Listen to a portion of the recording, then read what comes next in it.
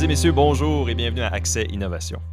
Accès Innovation est une série d'entrevues qui ont pour but de présenter les beaux projets et découvertes dans l'ingénierie de partout dans le monde. Le podcast sort sur YouTube, Spotify, Apple Podcasts et autres. Mon nom est Émile Demers et je suis très heureux de pouvoir vous présenter aujourd'hui un épisode sur le studio de jeu Fika Productions avec son cofondateur Antoine Grégoire Sleit. Fika Productions est un studio de jeux vidéo basé dans la ville de Québec qui a comme objectif d'offrir un humble divertissement avec le plus grand soin. En novembre 2022, ils ont sorti Ship of Fools, un jeu innovant qui combine la coopération et le roguelike. En mai 2024, ils ont démarré une campagne de financement sur Kickstarter pour leur deuxième jeu, Don't Kill Them All, qui lui aussi est un caractère innovant, en combinant les concepts de stratégie, gestion de village et passivité. Donc là, vous allez sûrement commencer à comprendre pourquoi je voulais absolument les avoir à Accès Innovation. Antoine, bienvenue au podcast. Merci beaucoup d'avoir accepté l'invitation. Merci, Émile. Ça me fait plaisir, comme je mentionnais tantôt. Donc là, pour commencer, je vais toujours commencer avec une question. Donc, votre premier jeu, Ship of Fools, puis là, ça se peut que dans l'enregistrement, je les mélange, je m'en excuse d'avance si c'est le cas. Mais le premier, c'est Ship of Fools. Il est sorti en novembre 2022. OK? Puis juste 2 ans après, en 2024, en mai 2024, excusez-moi, 1 an et demi, même pas 2 ans, 1 an et demi plus tard, vous faites votre annonce de financement Kickstarter pour le deuxième jeu qui, lui, est Don't Kill Them All, avec une belle annonce là, qui présente de l'art, de la musique, des mécaniques, du gameplay, puis une date anticipée de 2026. Donc là, moi, je me demandais immédiatement qu'est-ce qui s'est passé entre 2022 et 2024 pour vous, donc entre les deux jeux. Est-ce que le studio entier commence à travailler sur le nouveau jeu à la sortie du premier ou le développement du deuxième jeu était déjà commencé avant la sortie du premier? Je sais que vous êtes un petit studio et juste pour nous aider un peu à nous mettre dans le mindset de comment ça fonctionne un studio, j'ai l'impression que c'est une bonne question pour commencer. Et je trouve que, puis juste avant de te laisser aller, je trouve que l'ensemble présenté sur Kickstarter est très impressionnant pour un jeu qui est quand même, qui va sortir d'à peu près 2 ans. Je trouve qu'il y a beaucoup déjà de trucs, de la musique, de l'art. Il semble d'être full avancé. Peut-être que c'est sûrement pas le cas, là. Fait que, il semble être beaucoup avancé, justement. Fait que là, est-ce que tu pourrais nous parler un peu de ça? Il est-tu vraiment avancé ou pas? Oui, ben, on est encore dans les débuts du développement là, de ce jeu-là. Kickstarter, par contre, c'est une plateforme sur laquelle il faut être attirant, il faut être attrayant. Donc, on a mis beaucoup d'accent sur le visuel du jeu, mais on a vraiment sélectionné qu'est-ce qu'on montre, de quelle façon. Fait que peut-être tout ce qui est hors caméra en ce moment n'est pas développé. Donc, on a vraiment comme sélectionné nos shots et tout pour montrer c'est quoi le projet qu'on est en train de bâtir, puis communiquer cette vision-là le plus efficacement possible pour lever le financement. Ça reste qu'il y a encore beaucoup, beaucoup de travail de développement pour se rendre au bout, d'où la sortie en 2026 du jeu. Fait que là, ce qu'on voit, mettons, les petits bonhommes qui se promènent, c'est, mettons, c'est-tu que vous avez créé déjà ces scènes-là ou c'est des scènes artificielles qui sont pas vraiment codées dans les vraies mécaniques du jeu puis dans le vrai engine du Ils jeu? sont quand même dans l'engine du jeu. Les animations, les rigs, tout a été bâti comme on bâtit un jeu. C'est juste que si, par exemple, le personnage n'a pas besoin de se tourner de face, ben on fera pas ces animations de face, des trucs comme ça. Fait qu'on va vraiment sélectionner exactement ce qu'on veut montrer, puis on déroge pas. Fait que c'était un peu plus comme si on montait un petit film que si on était en train de monter complètement un jeu vidéo qu'on a fait la campagne de socio-financement. Ouais, c'est intéressant ça comme analogie par rapport aux films, parce que c'est vrai que les films, on peut facilement aller dans un studio de film et voir la truquerie. En fait, moi, j'ai vu, tu sais, on voit souvent ça des studios de films, on voit un peu le set, on voit les lumières en arrière, puis c'est facile de tourner la caméra et de voir que le set, il arrête là, puis il y a un mur en bois, puis que là, c'est plus vraiment dans le set. Mais un jeu vidéo, c'est peut-être juste ma mal compréhension, mais quand on s'imagine un jeu vidéo puis l'infini de possibilités que ton personnage il peut se déplacer à l'intérieur du jeu, peut-être que il y a un petit peu moins de truquerie, puis peut-être un petit peu plus une simulation, une vraie simulation bâtie autour de ça. Je sais pas comment tu trouves cette analogie-là. C'est peut-être vraiment atroce, je m'excuse. Non, non, c'est une bonne analogie. Puis je dirais que c'est un petit peu des deux. Il y a peut-être moins de tricherie qu'on voit dans le cinéma, mais il y en a quand même, tout dépendant comment on axe. Tu sais, c'est comme si on analyse un certain monde qui est vivant, mais avec une lentille bien précise. Puis là, dans le cas de Ship of Fools, qui est notre premier jeu, ben, c'est un jeu en 2.5D. Donc, il y a certains éléments en 3D, certains en 2D. Puis tous les dessins qui ont été faits ont dû être comme étirés verticalement en fonction de l'angle de la caméra pour qu'il ait l'air d'être dans les bonnes proportions, puis des trucs comme ça. Fait Oh que wow. on en fait de la tricherie et il y a plein de choses que si ça apparaît jamais dans la caméra du jeu, ben clairement on va pas les dessiner. Fait que même si on a l'impression des fois qu'on a une île qui est énorme puis qu'elle va Ouais. déborder, ben dès qu'on est hors du cadre de la caméra, ça sert à rien qu'on dessine et qu'on ajoute les éléments graphiques qui sont là. Donc on a l'impression que le monde est plus grand qu'il l'est en réalité Mais finalement, notre caméra fait juste filmer une petite scène et toutes les affaires qui sortent de là, ils disparaissent au fur et à mesure.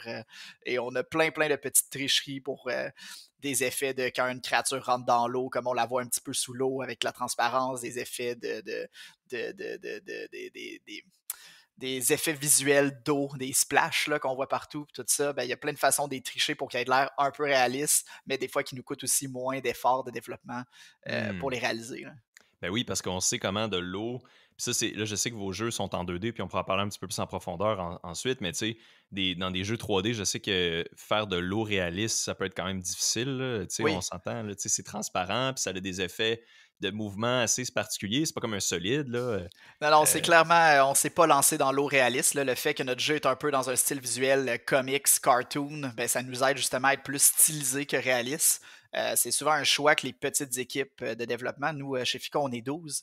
Avec une équipe de 12 personnes pour faire un jeu vidéo, ben, on va pas faire le prochain Call of Duty. C'est pas l'objectif, c'est pas le même marché, c'est des jeux ça, qui sont avec des centaines et des centaines de personnes et qu'ils travaillent et à chaque année sortent une nouvelle itération du même projet avec OK, on va changer les missions, mais on continue à bâtir sur un projet que ça fait des années et des années que la base de code augmente. Ben, faut faire des choix différents quand on est une petite équipe. On peut faire des jeux qui ont autant de jouabilité, qu'on peut rejouer aussi longtemps, qu'on peut avoir vraiment beaucoup de plaisir, mais on se lance pas dans les mêmes choses. Et nous, admettons, se lancer dans un jeu qui aurait été ultra réaliste, à 12 personnes, un peu difficile. Là. Ben oui, c'est ça, vous êtes tellement pas nombreux. C'est ça qui est impressionnant quand j'avais vu la photo d'Effica Production de l'équipe sur le site, j'ai été un peu surpris honnêtement, puis avoir votre c'est ça qui m'a un peu impressionné, tu sais, le pace auquel vous allez, tu sais. Je saute un peu à l'avance dans mes questions, mais tu sais, moi, je suis habitué d'attendre des fois tellement longtemps. Par exemple, un jeu que j'ai vraiment adoré, Hollow Knight, il est sorti en 2017, le premier. Le deuxième a été annoncé il y a un certain nombre d'années, puis il est toujours pas sorti, puis ça fait, ben là, c'est ça, on est rendu à genre 7 ans. Puis c'est un jeu le premier est un jeu indépendant aussi, je pense fait par une équipe de peut-être deux, trois personnes. Je crois qu'il était 3 pour le Night, Trois. ouais. Tu sais, dessiné à la main, ça ressemble. Visuellement, honnêtement, ça ressemble quand même un peu à ce que vous faites, tu sais. Puis, mais c'est tellement long, puis là, c'est comme. J'ai tellement hâte qu'il sorte, mais je sais qu'il travaille fort, puis tout. Fait que vous, dans votre cas, bon, ben, OK, justement, quand votre premier jeu est sorti, est-ce que c'est à partir de ce moment-là que tout le monde se retourne les talons, puis OK, go, on commence le prochain, où il y a quand même un peu de transition, du débogage, tu sais. Il y a une période de transition. Là. Il y a plusieurs choses qui sont arrivées. Premièrement, l'idée du nouveau jeu, Don't Kill Them All, on a commencé à y penser avant même que Ship of Fools soit sorti. Parce que la façon que fonctionne une production de jeux vidéo, au début, il y a certaines étapes qui sont le game design, le concept du jeu qu'on développe. On va faire beaucoup d'éléments visuels, artistiques. On commence à faire des prototypes, faire les mécaniques de jeu. Et plus ça avance dans la production, ben, il y a plusieurs étapes qui viennent s'ajouter. Et quand on arrive vers la fin, c'est plus le moment de rajouter des nouveaux ennemis dans le jeu, des nouveaux boss, des nouvelles créatures, parce qu'à la fin, il faut s'assurer que le jeu ait une certaine qualité, il ne faut pas rentrer des bugs. Donc, ça devient plus une charge pour les développeurs de l'équipe qui vont s'assurer de régler tous les bugs, tous les petits problèmes, mais l'équipe artistique, l'équipe de design, de concept, oui, ils peuvent changer quelques paramètres, faire des petits ajustements de temps en temps, mais c'est plus rendu une job qui est temps plein quand on arrive à la fin du cycle de développement. Il y a plusieurs solutions pour ça. On peut commencer à travailler déjà sur le prochain projet. Ou nous, ce qu'on a fait aussi pour Ship of Fools, on a commencé à travailler sur des updates, des mises à jour de contenu à la fois payantes et des mises à jour gratuites qu'on a continué à sortir tout le long de l'année 2023 pour faire en sorte que notre cycle, notre équipe est toujours occupée et quand on a justement des temps morts ou que là, on n'a plus besoin de ces ressources-là sur un certain projet, ben, on a toujours un autre projet, un autre jeu euh, dans le catalogue qu'on peut travailler dessus. Donc, Don't Kill Them All, c'est pas fait avec une équipe de 12 en ce moment. Il est parti avec une petite équipe pendant qu'on finissait l'autre jeu. Et tranquillement, on a rajouté quelques personnes, on a fait quelques transitions de ressources jusqu'à temps que là, ils deviennent le produit qu'on a présenté là, sur Kickstarter. C'est tellement, c'est ça, c'est tellement différent des projets d'ingénierie dans lesquels j'ai participé. Parce que là, quand même, Accès Innovation, on parle d'innovation, on parle beaucoup de sciences, d'ingénierie, puis là, on va en parler plus tard, mais tu sais, les jeux vidéo, je considère qu'il y a beaucoup d'ingénierie là-dedans. Là. Peut-être que le monde, je sais pas à quel point le monde savent ça, mais bon, avec toute la programmation qu'il y a derrière ça, mais dans les projets d'ingénierie auxquels j'ai participé, souvent, ce qui arrive, c'est que moi, mettons, en tant qu'ingénieur mécanique, ben, je travaille sur le projet pas mal du début à la fin. C'est rare que mettons, rendu à telle phase de projet, ça arrive, là, mais tu sais, des phase-outs, ça arrive, mais on est quand même souvent impliqué vraiment du début à la fin. Puis là, dans votre cas d'un studio de jeux vidéo, ben là, on voit que du moment que vous amorcez, vous commencez un premier jeu, et puis que vous terminez le premier jeu, puis que là, mettons, bon, là, OK, les artistes, la musique, eux, il faut qu'ils passent à autre chose. Ça me fait comme penser à une roue qui tourne. Ouais. Est-ce que des fois, ça doit être intimidant un peu d'être là-dedans dans la roue qui tourne, puis là, de dire, OK, là, on n'a pas le choix de continuer. Après, on ne pourrait pas dire, OK, là, on arrête, on prend une pause, ça continue, il faut que ça roule, il faut employer ce monde-là. Tu sais. Il faut voir arriver les choses deux, trois coups d'avance, là. Donc, souvent, la recherche de financement pour les prochains projets, puis ces planifications-là se font en amont. Donc, il faut comme à la fois regarder le micro, qui est le projet sur lequel on travaille, mais le macro de quand est-ce que on va dire le casse-tête, on est en train de le construire, puis comment les blocs s'agencent les uns avec les autres pour faire en sorte que notre équipe est toujours bien occupée, peut travailler sur les projets, puis qu'on continue à faire rouler cette roue-là. Là. La roue. Fait que là, toi, de ce que je comprends, tu es quand même haut placé dans le studio. Je sais pas, c'est sûrement pas une hiérarchie tant que ça, mais Ouais, j'ai on est l'impression que assez, c'est c'est haut, ça, on là. est assez horizontal là, à la taille d'équipe, puis c'est un peu aussi dans les valeurs de l'entreprise là, qu'on veut pas on veut vraiment pas que ça file autoritaire quand on travaille chez Ouais, ouais, Pika. ouais. Donc, Je comprends. oui, mais mon rôle au sein de FICA, oui, je participe aux productions, j'ai fait un peu de programmation dans Shape of Fools, mais principalement, je suis un peu plus détaché, je fais beaucoup la gestion du projet, un peu de design concept, mais le gros de mon travail, c'est de la planification, de la recherche de financement, donc c'est un peu le développement d'affaires, mais dans le domaine du jeu vidéo, ben, on agence un concept de jeu, on s'en va après ça le présenter à différents partenaires financiers pour les convaincre d'investir dans le projet, qu'on puisse le développer, continuer à engager des nouvelles ressources, puis faire en sorte qu'on peut créer nos jeux. C'est ça. Ben, tu sais, par rapport à ça, excuse-moi, ça a bugué comme une microseconde, excuse-moi, mais dans le fond, par rapport à ça, OK, toi, tu t'occupes OK, du financement, faire des preuves de concept, aller chercher plus de financement, puis je vais tout de suite sauter à une question que j'avais. Euh, j'ai remarqué que vous avez sorti votre premier jeu en collaboration avec Team 17, Oui, Team 17, là, qui agissait comme éditeur. Moi, dans le fond, je oui. suis habitué plus à la nomenclature anglaise des publishers. J'imagine, bon, OK, Team 17 était comme un publisher, on dirait en anglais, éditeur en français. Donc, quel est le rôle d'un éditeur et l'impact sur l'innovation, selon toi, dans les jeux? Et là, aussi, deuxième question, pourquoi, pour votre nouveau, on ne voit pas vraiment Team 17? J'ai l'impression qu'ils ne sont pas impliqués, puis c'est plus Kickstarter comme plateforme de financement. Donc, on voit que vous avez deux choix, puis c'est intéressant parce que vous allez avoir les deux expériences, puis un peu les deux points de vue pour comparer un peu comment ça a été dans les deux cas. Tu sais. Oui, ben en fin de compte, c'est le bon terme, là, publisher, éditeur, c'est la même chose, donc on utilise les bons mots. Euh, il y a principalement deux avenues qu'on peut faire quand on lance notre jeu. Dans le passé, les jeux, on vendait ça de manière physique. Fallait qu'on aille dans un magasin de jeux vidéo, dans un Walmart, et qu'on achète physiquement le jeu qu'on veut mettre avec le CD dans notre console ou la cassette, si on recule encore plus loin dans le temps. Et pour ça, ben, pour avoir ce pouvoir-là de créer les pochettes, d'avoir tout ce réseau-là de distribution, c'était obligatoire de passer par un publisher pour être capable de faire ça et de commercialiser son jeu. Donc, l'équipe de développement était responsable de faire le projet, le jeu. Et après ça, l'éditeur était responsable de faire le marketing, le commercialiser, l'imprimer, le distribuer. Aujourd'hui, on a maintenant plein de plateformes qui sont digitales uniquement, comme Steam, qui est la plus grosse plateforme pour tous les jeux sur PC. Mais après ça, quand on achète un jeu sur Xbox, sur PlayStation, sur la Switch, oui, il y a des versions physiques des jeux qu'on peut acheter encore dans les magasins, mais maintenant, ils ont toutes aussi leur équivalent, leur magasin en ligne sur lequel on peut acheter de manière digitale uniquement. Donc ça fait en sorte que passer par un éditeur, c'est plus obligatoire pour être capable de distribuer son jeu. On peut s'auto-publier. L'avantage, par contre, c'est qu'ils ont une force de marketing, ils ont de l'expertise. Donc, eux investissent en budget marketing. Ils viennent aussi aider pour tout ce qui est la localisation, donc traduire ton jeu dans différentes langues, apporter des équipes aussi de tests. À l'interne, nous, on est 12 dans l'équipe. On n'a pas un testeur à temps plein qui est là pour trouver tous les bugs du jeu. Mais en passant avec un éditeur, ben, eux ont leur équipe de testing. Donc, nous, quand on leur fournit une version du jeu, ils peuvent la tester avec une équipe là, de peut-être d'une dizaine de personnes, faire un petit review, nous sortir voici les bugs qu'on a trouvés. On est capable de travailler avec eux de cette façon-là.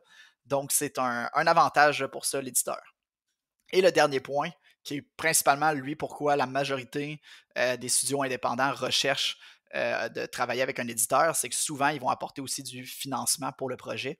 Donc, un jeu vidéo, on est une équipe de 12 personnes, donc c'est 12 salaires qu'il faut payer pendant plusieurs années pour développer un jeu.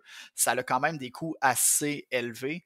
Et pour ça, ben, l'éditeur, c'est une façon de venir avancer ce montant d'argent-là en échange d'un pourcentage sur les revenus du jeu. Donc, ils se prennent des royautés sur le projet parce qu'ils ont mis de l'argent, ils ont fourni des ressources aussi de leur côté pour nous aider à envoyer ce projet-là sur les différents magasins en ligne. Et donc, c'est comme ça que fonctionne l'entente.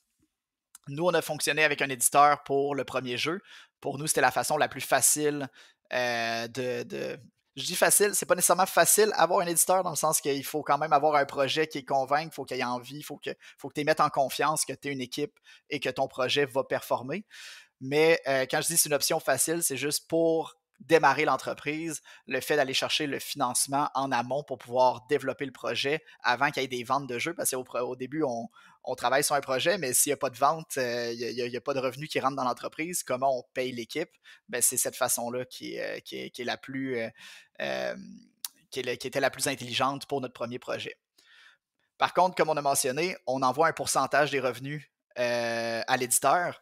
Donc là, pour le prochain jeu, on n'est pas encore fermé à travailler avec un éditeur, mais le fait de passer par une plateforme comme Kickstarter pour commencer, ça nous a permis d'aller chercher du financement initial, qu'on mixe ça avec maintenant les ventes qu'on reçoit de chez Pop Fools. Donc là, on est capable de faire un montage financier dans lequel on peut encore travailler avec un éditeur. Peut-être qu'on n'a pas besoin d'un éditeur, mais si on a besoin d'un éditeur, c'est pas nécessairement le même montant d'argent. On n'a pas besoin de leur demander de financer l'entièreté de la production, ce qui nous permet aussi d'aller chercher maintenant un meilleur ratio sur les ventes du prochain jeu.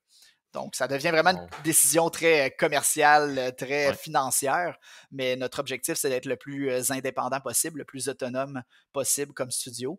Donc, si on a un jeu qui a un bon succès et qu'une bonne partie de ces revenus-là revient directement dans le studio, ben, ça nous permet de continuer à faire encore beaucoup d'autres jeux dans le futur.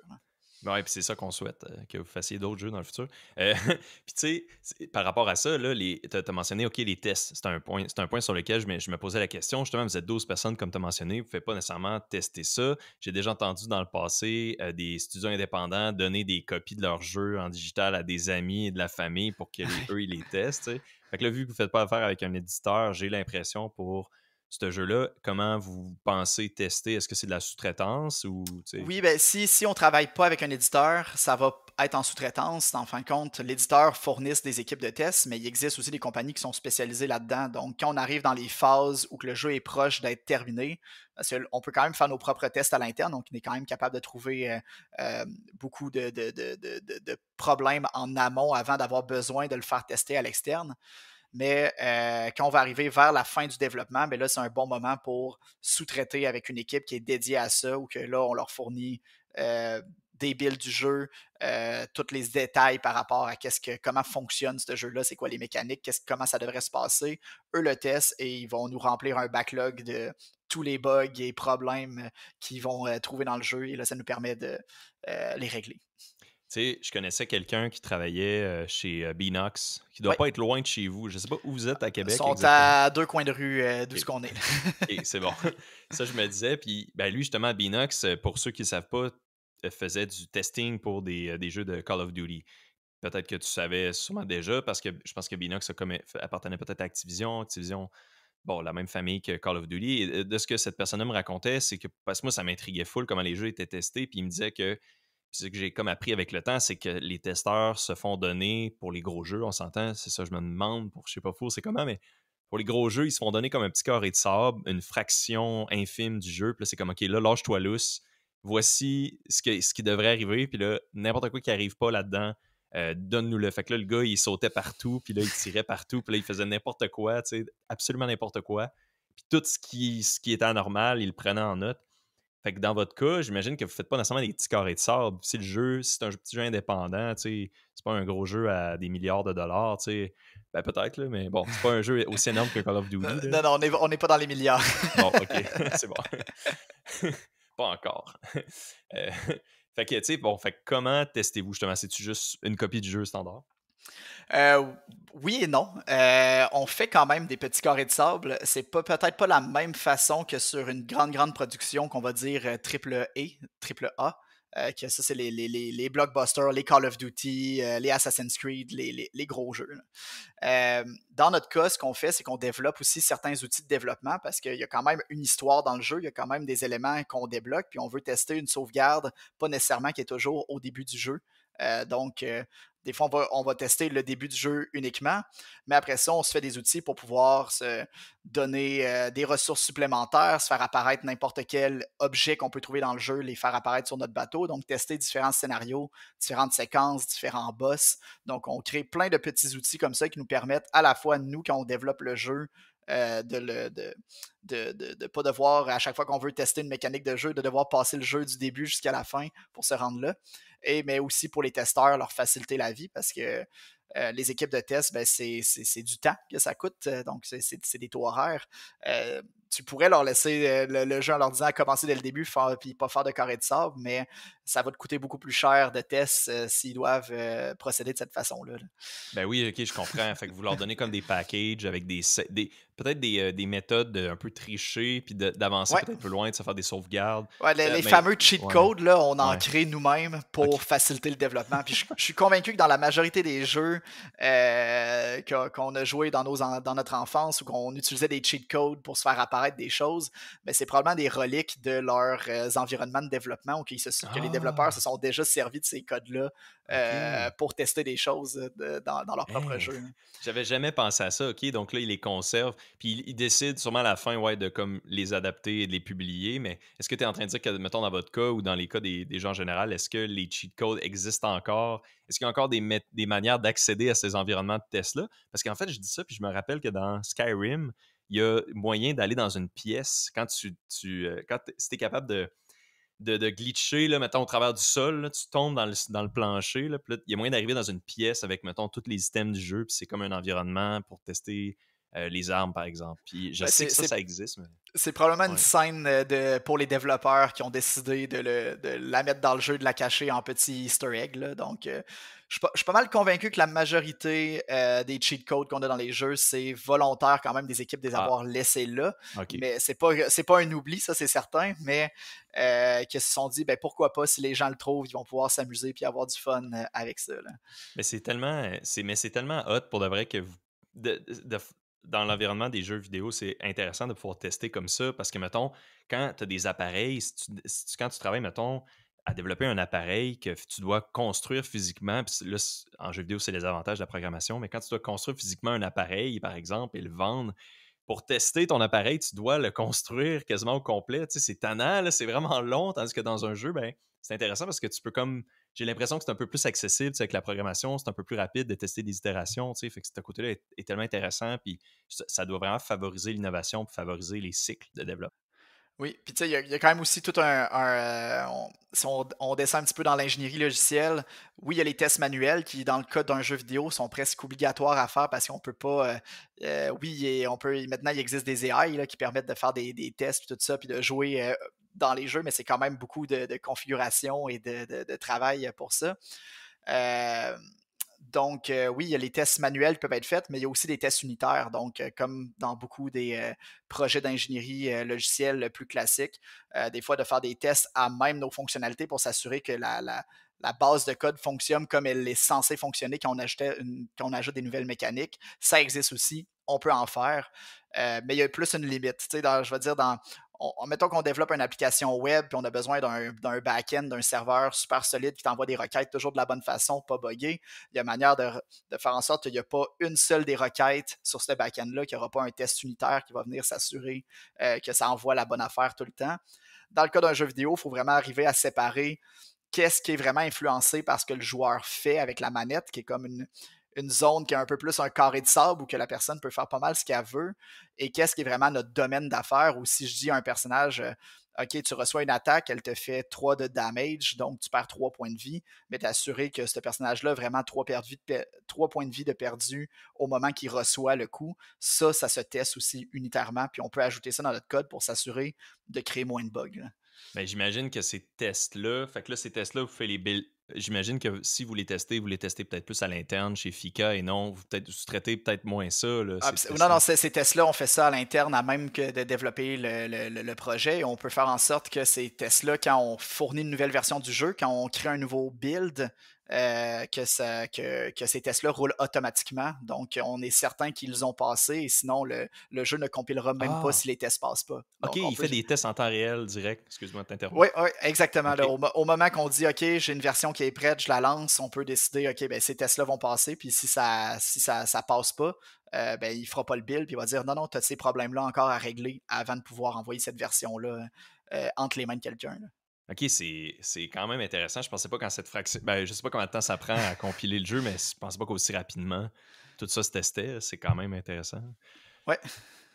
Puis là, ben justement, là, OK, là, tu me parles, là, tu m'en apprends full sur du génie logiciel. Il y a des notions de finance derrière ça. Fait que là, avant d'aller plus loin, il faut que je te demande un peu c'est quoi ton background, parce que Oui, ça m'intrigue aussi. j'ai J'avais étudié sûrement. en ingénierie logicielle à OK. l'Université Laval, principalement. OK. OK, c'est ça, parce que le monde, peut-être, qui se demande, OK, pour aller en jeu vidéo, tu sais, c'est comme, il y a beaucoup de monde que quand ils sont enfants, ils se disent, ah, je vais faire des jeux vidéo, puis là, on voit, donc là, on a un exemple de qu'est-ce qu'on peut faire pour se rendre là, tu sais, si. Il y a plein de façons de travailler dans le domaine du jeu vidéo parce que c'est très varié. Donc, quelqu'un qui peut faire de l'art, de l'animation, de la musique, du sound design, du testing, tout simplement, de la programmation, game design. Il y a tellement de corps de métiers différents qu'il y a plein de façons d'avoir son chemin et de travailler dans le domaine du jeu vidéo. Même pour l'entreprise, on a aussi des jobs qui sont que de marketing, communication. On a de la gestion de communauté, de la création de contenu sur les réseaux sociaux. Donc, je veux dire, il y a beaucoup de chemins de carrière qu'on peut prendre qui font en sorte que ben, finalement, je travaille dans le jeu vidéo. Donc, c'est pas nécessairement la programmation ou l'animation, c'est pas les deux seuls chemins possibles pour arriver là. Dans mon cas, ça a été l'ingénierie logicielle. Puis c'est ça pour plusieurs des cofondateurs du studio. Là. En fin de compte, on est trois du bac de génie logiciel à l'Université Laval et deux autres qui étaient au BASA, qui est le bac en arts et sciences de l'animation, qui était aussi à l'Université Laval. Donc, on est 5 cofondateurs du studio qu'on s'est mis ensemble au début pour démarrer ça à OK. la fin de nos études, là. Fait que, comment vous connaissiez ces gens-là dans le bac en or? Amis d'amis. OK, c'est bon, OK, Au c'est bon, début, c'était on des était les, connaissances. les, les trois programmeurs, on va dire, et on s'est dit, ben, faut que ça soit beau pour que ça se vende des jeux. Donc, on a besoin de trouver des gens qui font de l'animation, qui font de l'art. Et par notre réseau de contacts d'amis, ben, on a tombé sur des gens qu'on connaissait quand même un peu déjà. Puis on s'est parlé, on s'est dit, hey, on a un nouveau projet qu'on veut démarrer à la fin de nos études. Et la chimie, ça l'a cliqué tout de suite, là. Donc, on a Ouais, démarré le studio comme ça, là. c'est tellement. Ouais, c'est hot que, tu sais, on voit clairement dans les deux jeux qu'on connaît de votre studio, ben mettons, il y en a un qu'on connaît un petit peu moins, mais les deux le jeu annoncé et le jeu sorti, on voit vraiment un fil conducteur dans la manière que vous opérez. Puis peut-être je serais curieux d'en apprendre un peu plus sur si c'est intentionnel, ça, dès le début, quand vous avez launché le studio, de faire ça. Parce que là, mettons dans le cas de Ship of Fools, euh, peut-être que des gens qui sont un petit peu moins habitués que moi ne le remarqueraient pas, mais je vois clairement qu'il y a une j'ai l'impression que c'est volontaire de mixer différents genres ensemble. Donc là, on voit des éléments de roguelite, de coopération, puis on voit un genre d'anarchie, que je ne sais pas d'autres comment l'appeler, mais un genre d'anarchie du jeu Overcooked, qui est un jeu de cuisine On pourrait dire absolument du chaotique. chaos. Du Ouais, c'est ça. chaos, juste chaos.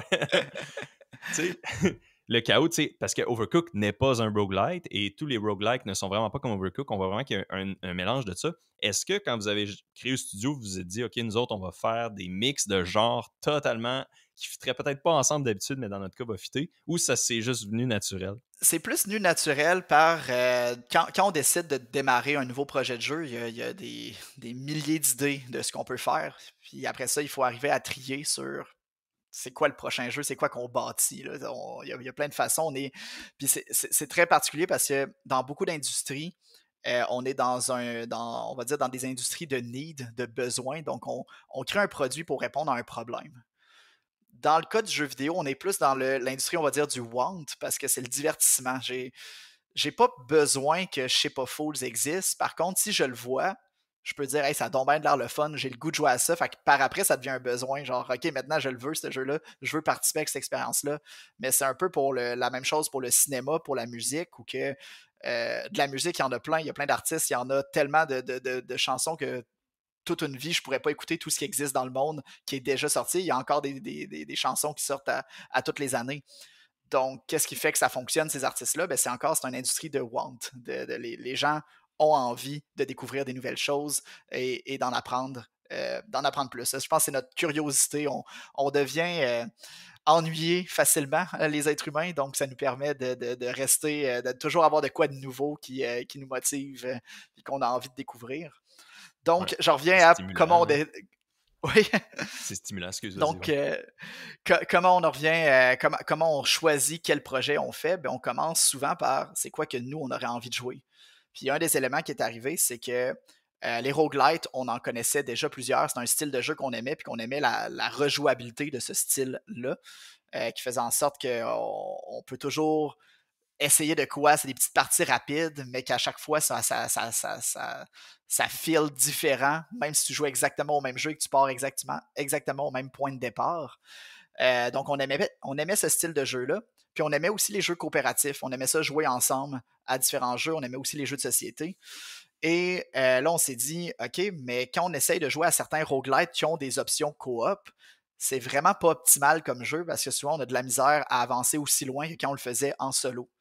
Donc là, on s'est dit, ben, on va essayer de créer un jeu qu'on aimerait jouer, un roguelite dans lequel on peut être en coop. Et c'est là que les idées de design ont commencé à bâtir. Wow, on va partager le même véhicule. Ça va donner un petit peu le feeling de quand on était jeune, puis on jouait à Halo, puis il y avait quelqu'un qui conduisait, l'autre qui tirait avec la tourelle. Donc, on avait un peu ce feeling-là qu'on voulait recréer, que finalement, le design a évolué. On n'est vraiment pas dans le style de Halo avec Shape of Fools, mais il y a quand même cette petite énergie-là de coopération qu'on a voulu venir ajouter dans un style qui normalement n'avait pas de coopération. Donc, Wow, ouais. Donc, naturellement, ça l'a mené vers ça. On voit vraiment. donc, on est devenu comme notre propre public cible. Puis Ouais, là, on s'est c'est dit, ça. regarde, si nous, on le veut, est-ce qu'il y a d'autres gens qui le veulent? On a quand même fait une étude de marché pour développer le projet parce qu'une fois qu'on a tout l'éventail de qu'est-ce qu'on peut faire, on veut valider aussi cette idée-là avant d'investir des années de notre vie à travailler là-dessus. Donc, on est allé sonder des gens sur Reddit, on est allé voir les reviews de différents jeux. Donc, ça a été assez exhaustif pour aller voir qu'est-ce que les gens recherchent, qu'est-ce qu'ils veulent dans un jeu coopératif, c'est quoi leur frustration quand ils jouent à tel type de jeu. Puis nous, on apprend de ça et on s'en sert pour justement innover, créer des nouvelles mécaniques, créer des façons de répondre à leurs problématiques dans différents autres jeux qu'on aime aussi, qu'on vit aussi les mêmes problématiques dedans. Fait que c'est une genre de recherche de marché, mais vraiment. Honnêtement, c'est drôle parce que récemment, j'en parlais des recherches de marché avec un de mes amis, puis on se dit à quel point ça doit être du travail incroyablement compliqué. Puis, tu sais, mettons, t'ouvres un. En fait, c'est avec mon frère qu'on parlait de ça parce que on parlait, tu sais, quand tu ouvres un nouveau restaurant dans un quartier, puis le restaurant, il pogne pas, il doit avoir mille et une raisons, puis ça doit tellement être compliqué, tu sais, de prévoir à l'avance. OK, le restaurant, il va faire sa job, il va vendre beaucoup à cet emplacement-là. Il y a tellement des facteurs externes, donc dans un jeu. Fait que là, OK, tu as mentionné que vous avez fait des posts sur Reddit, vous avez questionné, vous avez demandé, lu des reviews, vous êtes informé. Avez-vous demandé, aviez-vous un éditeur à ce moment-là? Sûrement pas On n'avait pas encore, vu que encore c'était pas d'éditeur. C'est là où on encore. faisait nos propres devoirs de est-ce que on a envie réellement de bâtir ce projet-là? Est-ce qu'il y a une place dans le marché pour ce jeu-là? Puis une fois qu'on l'avait, puis on a aussi ces arguments-là, ça nous a aidé à convaincre aussi un éditeur. Parce que l'éditeur va faire aussi ses propres études, va faire ses propres analyses de marché, ses comparables de vente, il va regarder des jeux similaires. Est-ce que c'est un style de jeu qui vend ou d'habitude, tous les jeux qui sortent de ce style-là ne fonctionnent pas du tout? Mais le fait d'arriver déjà avec des munitions quand tu arrives à la négociation, ben ça aide à convaincre quelqu'un de financer ton projet, là. Puis tu sais, il doit y avoir aussi un élément, ça doit être tricky aussi, j'imagine, parce que sûrement que quand tu fais un post sur Reddit, puis là, tu te demandes, hey, est-ce que ça vous intéresserait un jeu coopératif, roguelike? Tout le monde va être comme, ouais, oui. Mais là, après ça, quand tu le vends, ça se pourrait que, bon, là, peut-être après le temps que ça a pris à développer, tu sais, les tendances ont changé. Tu sais, par exemple, il y a des jeux, tu sais, les jeux maintenant, les gros jeux, comme tu as mentionné tantôt, triple A, tu sais, les gros budgets. Je pense que GTA 6, le nouveau GTA, va être dans les 2 milliards de dollars de coûts de développement là, que j'ai lu. Tu sais, c'est insane. Est-ce que. Ok, ouais, j'allais perdre mon fil, mais là, bon, ok. Quand tu penses que ça prend, mettons, 8 ans à développer un jeu, mettons comme Hollow Knight aussi, là, au début, tu fais une étude de marché, puis là, 8 ans plus tard, tu te rends compte que là, finalement, le marché a complètement changé. Tu sais, ça doit être quand même tricky, là, dans votre cas, vous avez des cycles de développement qui sont souvent plus, ben, on s'entend peut-être plus courts que 8 ans, fait que c'est plus agile. Ouais. Mais ça doit tellement être tricky à naviguer, tout ça. Il faut, Intéressant. il faut se baser un peu sur notre instinct aussi. Comme je dis, on est notre propre clientèle cible. Il faut faire attention. Il faut se dire, OK, on n'est pas seul sur la planète, donc il y a d'autres personnes qui vont penser comme nous, qui ont le même besoin, le même désir que nous. Par contre, il faut faire attention à ne pas tomber non plus en amour avec son projet et puis être critique. Parce qu'il y a plein de facteurs qui peuvent faire en sorte qu'un jeu ne fonctionne pas. Et si le jeu, tu réponds à OK, ça n'existe pas un roguelite co-op, mais ce que tu sors, il n'est pas le fun, il ne vendra pas. Tu as bien beau faire une grosse job de marketing, d'avoir ciblé le bon marché pour faire ça et tu as la meilleure idée. Si l'exécution n'est pas là, ben, le produit ne vendra pas non plus. Donc, je pense que dans les cas des grandes productions et qui prennent du temps, Hollow Knight, c'est un bon exemple. Là. Hollow Knight, eux, ils ont un heureux problème. Le premier jeu a tellement été un gros succès que le prochain Hollow Knight, c'est un des jeux les plus attendus au monde. Et c'est un jeu indépendant. C'est ça qui est fou. C'est fait par quelques personnes et c'est un des jeux les plus attendus. Il est tellement attendu que pour eux, ça doit être une pression énorme de faire un produit qui est parfait. Faut pas qu'il y ait de fautes là-dedans. Faut que ça soit un 10 sur 10 quand ça sort. Parce il va être analysé à la loupe, tout le monde va avoir ses affaires dans le Exactement. piton. Donc ça, c'est la raison, Aïe, aïe. d'après moi, pourquoi Hollow Knight prend tellement de temps avant d'avoir sa prochaine version. C'est pas que le jeu... Il doit être proche d'être prêt, mais il doit pas être encore assez parfait à leurs yeux. Et plus ils attendent, plus l'attente augmente aussi en conséquence. Donc, c'est sûr que ce jeu-là va sortir, ça va vendre comme des petits pains chauds, tout le monde va vouloir jouer au nouveau Hollow Knight. Mais en même temps, ils peuvent pas se permettre de sortir un Hollow Knight qui est pas un bon jeu. Donc, Ben ouais, c'est c'est pour ça. ça le délai, là, c'est sûr. Hey, c'est ça. Hey, ça doit tellement être incroyable. C'est ça, la pression qu'ils ressentent là, sur leurs épaules, effectivement. Tu sais. Ça me faisait penser, il y avait une question. Ah oui, par rapport à ça, tu sais, ça m'a fait penser que c'est sûr qu'au niveau artistique, moi, c'est un domaine auquel je suis un petit peu moins familier. Puis toi, tu dois commencer, même si tu as fait un bac en génie, mais tu dois, à force de travailler avec Là, ça des fait 6 ans artistes, qu'on a démarré le 6 ans. studio, donc OK, oui, on OK, commence ouais. on commence à Ouais, connaître ça. Je suis pas encore bon ouais, à ça monte bien. dessiner, OK. peinturer à ce point-là, mais OK. de connaître les termes et d'être capable de discuter de sujets techniques avec les Ouais. artistes, ça va bien. Mais tu sais, ça doit être, je m'imagine que ça doit être un monde quand même différent dans le sens que quand on fait, mettons, de l'ingénierie, on a des requis. Là, vous avez mentionné l'économie du want et non du need. Donc là, mettons, quand on fait un produit, OK, il y a quand même des requis, même si c'est une économie de want et non de need. Mais c'est peut-être un petit peu plus dur à clarifier. C'est quoi des requis artistiques? Parce que je pense que des requis artistiques, c'est un peu plus subjectif. Donc là, quand tu fais un bien artistique comme un jeu vidéo qui est un peu à la croisée entre l'art et l'ingénierie, ben, à un moment donné, il doit peut-être avoir peut-être des tensions. Y a-tu des tensions des fois qui arrivent? Puis là, OK, là, il faut sortir le jeu, on a tant de budget, mais là, mettons, d'un point de vue artistique, on n'est pas totalement satisfait. Puis là, ça doit être dur des fois de tracer la ligne puis de dire non, non, là, c'est suffisant ou non, c'est pas suffisant. Tu sais, c'est tellement subjectif. Ça doit être dur C'est à naviguer. oui, ça arrive là, ça arrive tout le temps dans une production et c'est là qu'il faut faire des choix. Et je pense qu'il on analyse chaque nouvelle fonctionnalité, chaque problème, chaque bug qui peut arriver euh, en regardant c'est quoi le coût de changer, de corriger le problème et c'est quoi l'impact que ça va avoir. Donc, clairement, si il y a un élément visuel qui est complètement différent du reste du jeu, qui ne fit pas dans la direction artistique, ben ça, il faut le changer absolument. Ça a un gros impact sur l'expérience que le joueur va avoir. Donc, il faut aller corriger ça.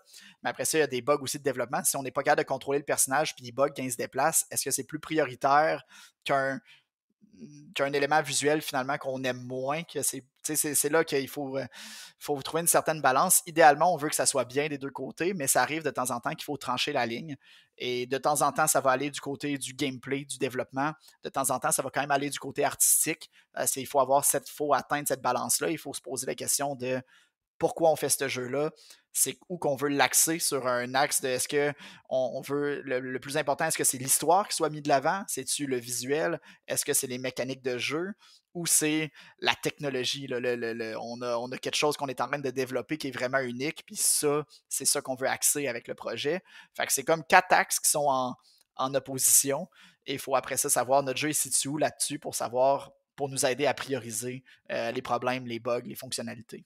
Fait que ça, c'est un peu comme les valeurs d'une entreprise, quasiment, qu'on pourrait Oui, s'imaginer. Les genres de fondements à partir desquels tu construis ça. Fait que ça, vous décidez au début ouais, de la production. on appelle ça, les piliers de design d'un jeu. Puis souvent, les piliers de design, des fois, ils vont avoir leurs sous-piliers, les sous-piliers artistiques, les sous-piliers de développement, tout ça, mais on sort c'est quoi les grandes lignes, c'est quoi la vision de ce jeu-là, qu'est-ce qu'on est en train de bâtir, et on essaye d'aller s'accrocher à le plus de piliers possible pour chaque élément qu'on crée dans le jeu, là. Aïe, fait que là, mettons, pour Shape of Fools, là, je l'ai acheté. Je voulais jouer avec ma blonde, mais on n'a pas eu l'opportunité encore. Fait que là, pour quand je vais jouer, est-ce que tu pourrais me dire un peu c'est quoi les piliers de ce jeu-là? Peut-être que je pourrais sûrement m'en douter, mais je serais curieux d'entendre de ta bouche. Les piliers de Ship of Fools, hey, pour vrai, ça fait longtemps qu'on les a couchés sur papier. On est tellement rendu à un autre Ok. projet, mais Ouais. un que je me rappelle très très bien, c'était le 1 plus 1 égale 3. Donc, nous, on avait nommé ce pilier-là pour faire en sorte que c'est un jeu coopératif et on veut pas que. En fin de compte, c'est dire le tout est plus grand que la somme de ses parties. Donc, on veut faire en sorte que quand les joueurs coopèrent ensemble, le résultat va être bien plus fort que si chacun faisait exactement la même chose de manière individuelle. Donc, beaucoup de nos mécaniques de jeu sont axées là-dessus et on les renforce aussi avec des éléments artistiques, tout ça. Donc, quand on fait certaines combinaisons, ben là, par exemple, on a des balles de canon qui font de l'huile, d'autres qui font du feu. Ben, quand les deux sont mixés ensemble, ça fait beaucoup plus de dégâts. Donc, ça, on le voit visuellement sur la créature, tout ça. Donc, ça, c'était un des piliers importants de Hmm. Shape of Fools, hein. Ok. C'est vraiment. Fait que c'est un bon jeu de team building, probablement. Oui, C'est ça qu'on peut s'imaginer, là. un autre élément qu'on avait avec le Shape of Fools, c'était aussi le contraste. Là. On voulait qu'il y ait beaucoup de contraste sur plein de choses. Donc, les monstres sont très méchants. Par contre, nos personnages ont un peu de l'air idiot, un peu loufoque.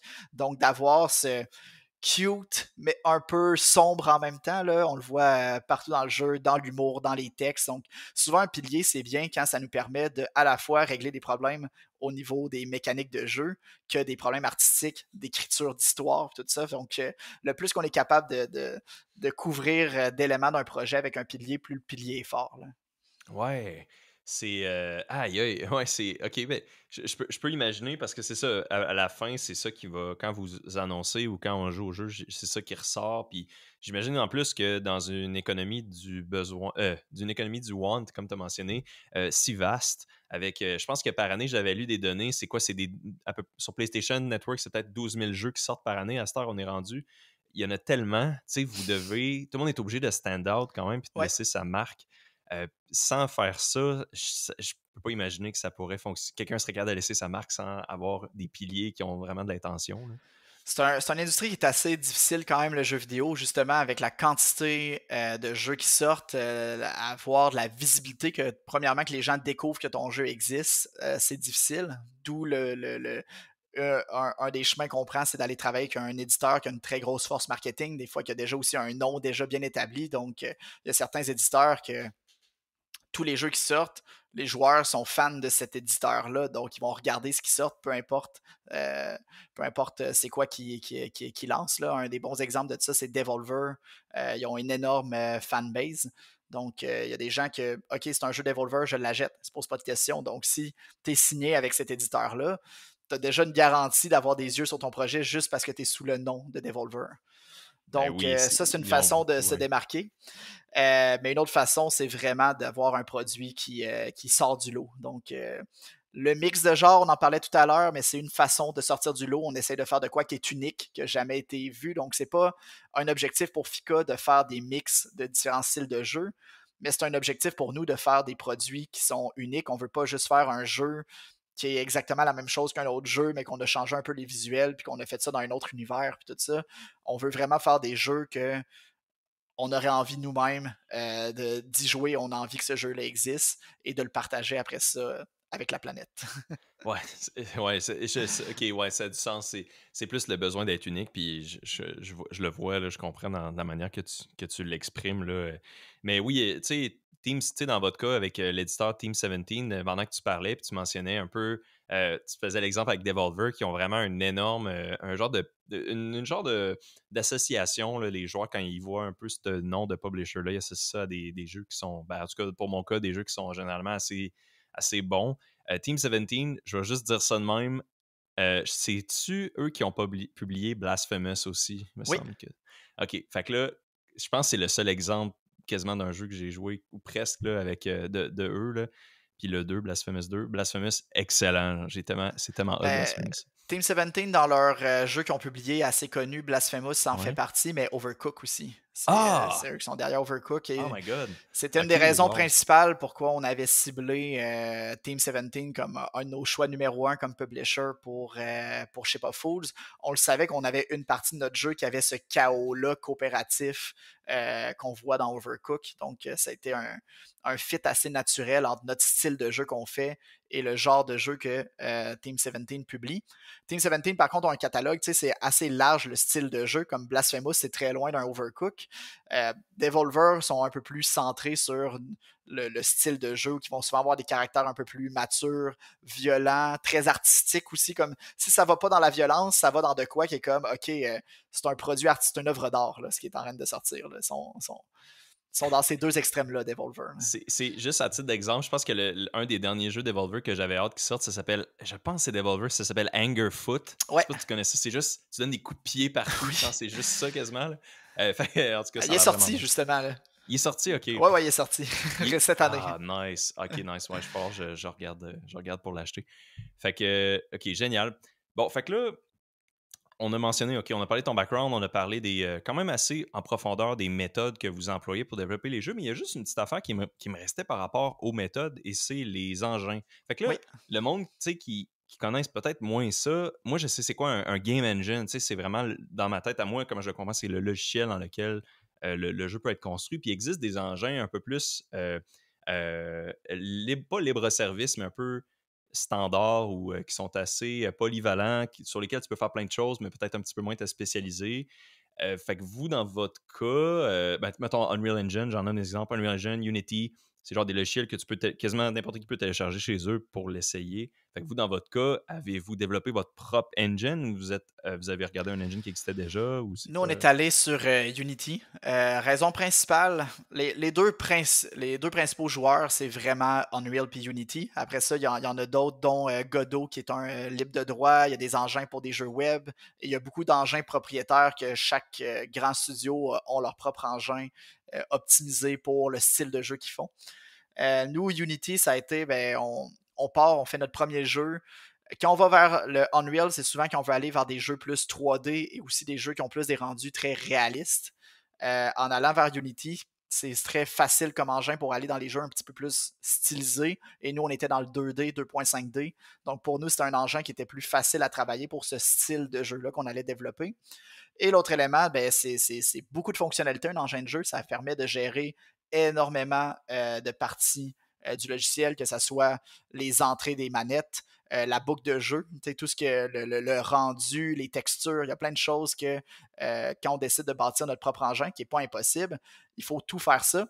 Il faut aussi faire toutes les fonctions de UI, d'interface utilisateur pour que tous les membres de l'équipe puissent interagir avec cet engin-là. Donc, créer un engin, c'est un énorme projet de développement logiciel qui fait du sens quand ton projet sur lequel tu travailles, tu continues à le maintenir pendant des dizaines d'années comme un Call of Duty qui doit avoir son propre engin en arrière parce qu'ils peuvent l'adapter, ils peuvent le corriger. Donc, ils ont une équipe de développement là-bas qui est dédiée uniquement à travailler sur cet engin-là et d'ajouter des fonctionnalités pour les besoins des prochains jeux qui vont sortir ou régler les bugs qu'ils ont en production. Encore une fois, on revient sur le fait qu'on est une petite équipe, on est 12. Ça peut prendre plus qu'une année de développer un engin. Dans notre cas, ça faisait pas vraiment de sens pour le style de jeu qu'on faisait.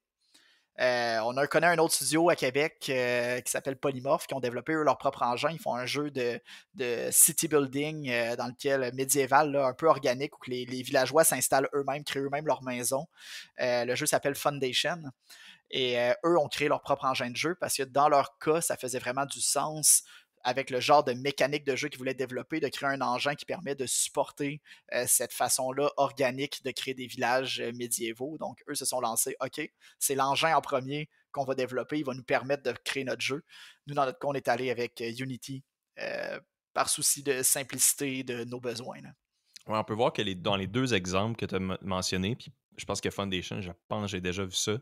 Euh, dans les deux exemples, on voit que l'innovation peut être favorisée de deux manières différentes. Donc là, quand dans le cas de Polymorph, bon, OK, ils ont quand même une petite équipe pareille, mais ils ont tellement un concept unique et différent qu'il n'y a pas vraiment d'engin actuel qui fait beaucoup de sens de l'utiliser, donc ils font leur propre. Mais dans votre cas, ça favorise l'innovation parce que vous avez l'accessibilité à faire votre idée puis la mettre sur papier sans avoir à vous casser la tête puis à dépenser des ressources sur construire des menus, des UI, des compatibilités des manettes, des affaires qui sont un peu la base, tu sais, que beaucoup de jeux ont comme en commun, là.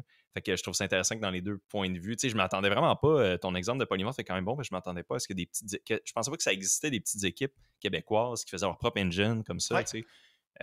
Moi, l'exemple que j'ai en tête, là, qui est un exemple assez énorme, c'est un jeu que j'ai adoré qui s'appelle Cyberpunk 2077, que toi, tu ouais. connais probablement, là. Peut-être des membres de l'auditoire aussi. Un jeu assez incroyable, développé en Pologne. Puis l'affaire, c'est que je sais pas pourquoi ils ont fait ça, mais ils sont comme obstinés. Ben, pas obstinés, je veux pas dire ça, mais ils ont décidé de faire leur propre engine, un Red Engine, ça s'appelle. Et c'est un studio assez gros, là. Puis c'est un studio indépendant, techniquement, je pense, ce studio-là, CD Projekt Red. Un gros studio Un indépendant. gros. Ouais, c'est pas un studio de 12 personnes, Non. genre. Puis tu sais, le jeu, à la sortie, le jeu est sorti sur les consoles des dernières générations et le jeu était un peu, était très buggy avec cet engine-là. Puis beaucoup de monde blâmait un peu l'engine. Puis là, quand le jeu est sorti après ensuite de ça sur les nouvelles générations, le jeu allait super bien. Un jeu qui est assez incroyable et que je sais pas s'il aurait été possible. Peut-être qu'il aurait été possible sans développer le propre engine. Mais bref, tout ça pour dire que pour la suite de Cyberpunk, moi, je trouve ça tellement bizarre, mais ils ont décidé de scraper leur engine puis de le faire sur Unreal Engine à la place de leur engine qu'ils ont développé, qui ont passé beaucoup de ressources et beaucoup de temps à développer. C'est un choix qui m'a un peu, que j'avais un peu de la misère à comprendre, puis encore là, je comprends pas vraiment pourquoi. Tu sais, comme tu as dit, développer un engine, c'est un peu un projet d'ingénierie en soi. Là. C'est Ouais. quasiment comme faire un jeu, c'est long, ok, ça a des ressources. T'as-tu une idée pourquoi ils font ça? Tu sais, dans ce cas-là, c'est peut-être un exemple trop précis, là, mais. J'ai pas vu leur raison exacte. Ils ont sûrement quand même communiqué leur choix, mais si j'avais à juste essayer de deviner pourquoi ils ont changé, probablement que, tu sais, oui, ils ont réussi à le porter sur une nouvelle génération, mais ça a été des énormes coûts de développement. Je sais qu'il y a eu beaucoup d'histoires de crunch time, là, d'heures supplémentaires interminables pour arriver à sortir ce jeu-là. Unreal, c'est un engin qui est déjà établi depuis longtemps, qui est utilisé par beaucoup de studios partout dans le monde. Ils se sont peut-être rendus compte, et des discussions probablement même avec Unreal directement, que toutes les fonctionnalités qu'ils étaient en train de développer eux-mêmes pour leur engin pouvaient faire la même chose avec un autre engin. Donc, à un moment donné, tu as un coup de est-ce que je continue à développer puis investir dans mon propre outil ou je paye une licence pour utiliser un outil qui fait déjà ce que j'ai besoin de faire et qui va être maintenu par une autre équipe et qui fonctionne. Et probablement que ce choix-là, dans leur cas, ils se sont rendus compte qu'il y avait trop d'énergie, le coût ne valait pas la peine de continuer à investir dans leur propre engin de jeu plutôt qu'utiliser lui d'Unreal. Dans d'autres cas, dans d'autres scénarios, si leur engin fait vraiment de quoi qui est différent, assez différent et assez unique, puis ils en ont vraiment besoin, ils ne passeraient pas nécessairement à Unreal pour changer de jeu, là. Je pense notamment à Nintendo que euh, énormément de leurs jeux qui sortent pour la Switch. La Switch, c'est vraiment pas une plateforme très performante. Là. C'est porter un jeu sur la Switch, il faut réduire énormément sur le frame rate, sur la qualité visuelle. Il faut Faut comme tout faire plein de tourner, compromis, ouais, là. plein de compromis pour s'assurer que le jeu fonctionne correctement sur la plateforme parce que c'est pas une plateforme performante. Mais après ça, on voit qu'ils sortent des Zelda comme Breath of the Wild, Tears of the Kingdom, qui sont des super jeux magnifiques, puis on se demande, mais comment ça roule aussi bien ces jeux-là, ça Switch? Ben, ils ont leur propre engin et leur engin est tellement optimisé pour fonctionner sur la Switch que eux, je pense pas qu'ils pourraient passer à un Unreal ou à un Unity. Ouais. Ça ferait pas de sens pour Nintendo. Là. Ouais, ben oui, ok, ouais, c'est tellement. Tu vois, j'avais jamais pensé à ça non plus que Nintendo font aussi ça. Probablement tout le temps. Là. On voit rarement des Ouais, logos d'Unreal et des logos d'Unity sur les jeux je le sais Nintendo. qu'il y a certains, je pense qu'il y a un Yoshi il n'y a pas si longtemps qui a été montré, qui était fait sur Unreal, donc tout dépendant, mais c'était pas le même style de jeu qu'un Zelda, donc dans ce cas-là, le choix faisait du sens de travailler avec cet engin-là. Mais quand ils ont vraiment besoin d'aller performance, optimisation, Unreal, pas Unreal, mais avoir son propre engin, dans le cas de Nintendo, ça faisait du sens.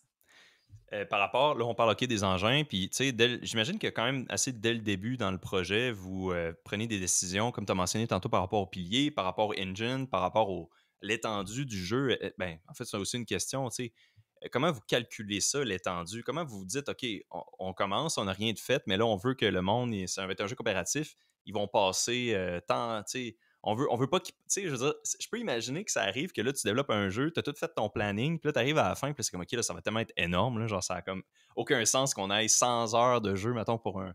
Tu sais, ça arrive-tu des trucs comme ça? Comment vous faites pour calculer bien le scope au début sans avoir une idée concrète? C'est un mix de plusieurs choses. Principalement, on y va avec l'expérience. On a déjà là, développé des jeux, on connaît quel genre de fonctionnalités sont coûteuses, prennent du temps, qu'est-ce qui est complexe, qu'est-ce qui l'est moins. Mais on se base toujours sur un scope initial qui est assez restreint. On va dire c'est notre petit truc. Là. On essaye euh, d'éviter ce qu'on appelle dans le domaine du feature creeping. C'est que hey, j'ai une idée, hey, ça serait donc bien le fun de pouvoir faire telle action dans le jeu ou pouvoir sauter par-dessus telle affaire, puis des trucs de même. C'est facile d'avoir ces idées-là. Puis on peut en ajouter. Puis si on continue à dire oui à toutes les idées qui sortent de l'équipe, ben là, on va se ramasser avec un projet que ça fait pas de bon sens et qu'on n'arrivera pas à sortir dans les temps. Fait qu'on essaie de partir du scope le plus réduit possible et de planifier une production en fonction de ça. Et on travaille de manière super itérative. Donc, on fait des sprints de développement, on travaille de manière agile. Plus qu'on avance dans le projet, plus on se rend compte si on prend de la vitesse ou du retard, de l'avance ou du retard sur le développement. Dans la majorité des cas, on est plus proche du retard que de l'avance. C'est très rare qu'on est vraiment en avant d'une planification. Ouais. Mais C'est ça, tout le temps ça. c'est notre nature d'être optimiste et de toujours sous-estimer le temps que ça prend à faire les choses, débugger, faire reviewer nos affaires et s'assurer que tout fonctionne bien intégré ensemble. Donc oui, on essaye de se bâtir un scope initial qui est vraiment le plus simple possible. Fait que c'est quoi on va l'appeler le MVP, là, la version minimale de ce jeu-là, qui est le fun pareil, puis qui est plaisante, puis on se concentre là-dessus, puis on veut s'assurer que ce cœur de jeu-là est vraiment plaisant en premier. Donc c'est notre façon de le bâtir. Il y a aussi un terme qu'on appelle c'est une tranche verticale. Euh, on pourrait bâtir un jeu de manière de tranche horizontale, ce qui veut dire, OK, on va faire toutes les mécaniques de jeu, mais aucun art. Puis après ça, on va ajouter les arts. Puis après ça, on va ajouter la musique. Puis là, on vient faire comme nos étages de gâteau. À la place de ça, quand on fait une tranche verticale, c'est un peu faire un genre de MVP. On dit, OK, on va prendre une petite tranche de notre gâteau, mais qui a toutes les saveurs dedans. Donc, un petit morceau, une petite démo dans lequel j'ai mon gameplay, j'ai mon visuel, mais tu sais, j'ai peut-être juste un ennemi que je me bats contre. J'ai peut-être pas les 100 ennemis qu'on a prévu, admettons, à mettre dans le jeu. J'en ai juste un, mais je le fais de A à Z, animé avec son son, la musique, tout le kit, pour avoir une petite idée de, OK, ça ressemble à quoi ce jeu-là quand tout est intégré. Puis combien ça nous a pris de temps à faire ça. Fait qu'une fois qu'on a établi cette donnée-là, on est capable après ça de l'extrapoler sur maintenant, OK, ben on avait dit qu'on voulait faire 100 ennemis, c'est peut-être un peu trop, peut-être 20, c'est un scope plus réaliste pour ce projet-là. Maintenant qu'on en a fait un au complet ou qu'on sait tout ce que ça implique avoir un ennemi fonctionnel dans le jeu.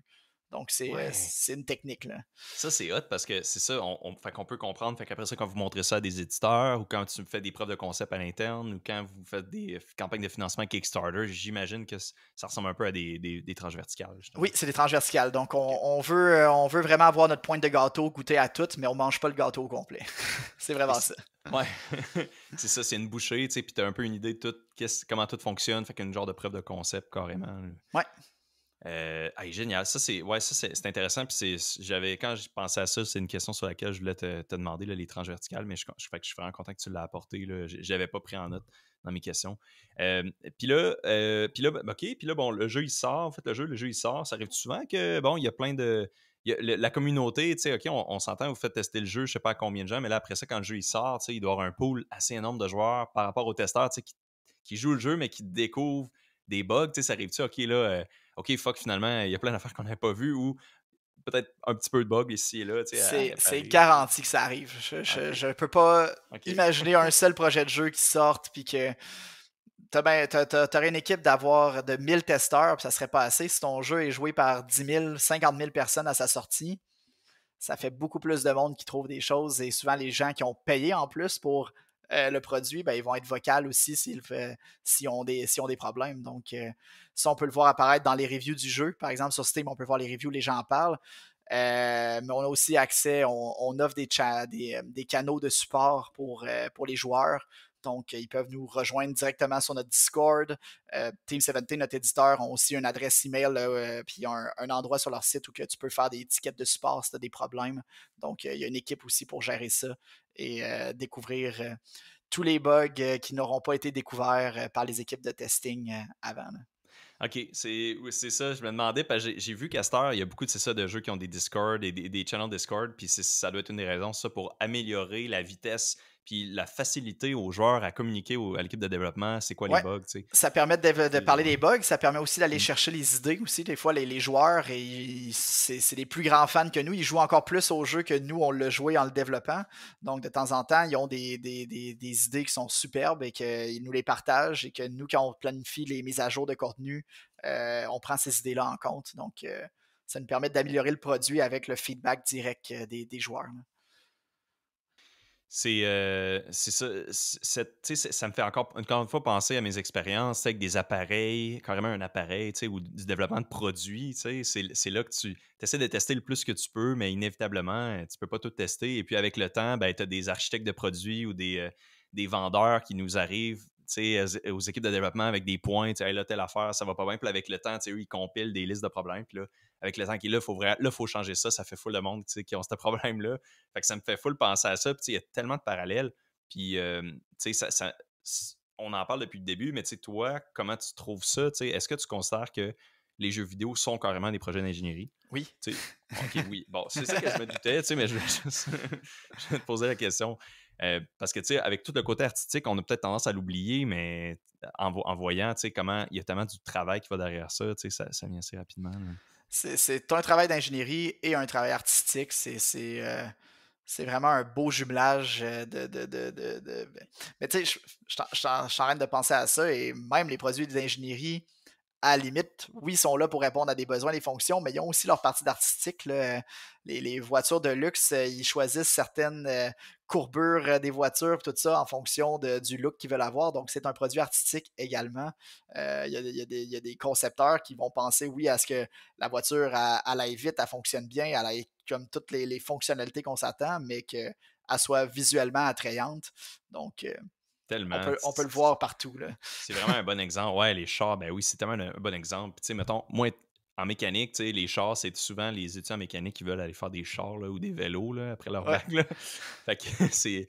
Puis, fait que c'est ça. C'est d'ailleurs une collègue de mon bac, puis une amie là, qui m'a parlé de vous, là, puis de votre studio. Là, fait que je pense que vous connaissez d'un cours ou quelque chose. Mais bon. Puis là, bon, bref, pour terminer, dernière question. Puis après ça, on a terminé, c'est vendredi, puis il fait beau. Le futur du studio, à quoi, selon toi, ça peut ressembler? Puis un peu, en même temps, on a parlé un petit peu de vos piliers de studio, mais est-ce que vous souhaitez peut-être prendre l'expansion ou rester votre format de plus de 12 personnes et, tu sais, parce que ça doit vous donner une bonne flexibilité quand même d'avoir cette taille-là? Ouais, ben, les objectifs pour FICA, c'est vraiment, on veut avoir les moyens de faire les jeux qu'on a envie. Tu sais, c'est comme très, très de Ouais. base, mais en même temps, c'est ça la difficulté dans le jeu vidéo. C'est toujours une game à la fois de production, de réussir à accomplir, à faire ces jeux-là, mais c'est aussi un gros travail de financement pour s'assurer qu'on est capable d'avoir cette équipe-là qui fonctionne de manière autonome. Donc, nous, on recherche beaucoup cette autonomie-là, ce style de vie-là. On a créé un milieu de travail qui nous fait triper, qui fait triper le monde qui viennent chez FICA. Donc, est-ce que c'est 12 personnes? Est-ce que c'est 20? Ça peut varier un peu tout dépendant de c'est quoi qu'on a envie de bâtir. Mais dans les prochaines années, ce qu'on veut, c'est faire des plus gros succès qu'on a fait avec Shape of Fools pour être 100% autonome, indépendant et pouvoir faire les productions qu'on a envie pour les années à venir. Là. Pour que la roue continue à tourner.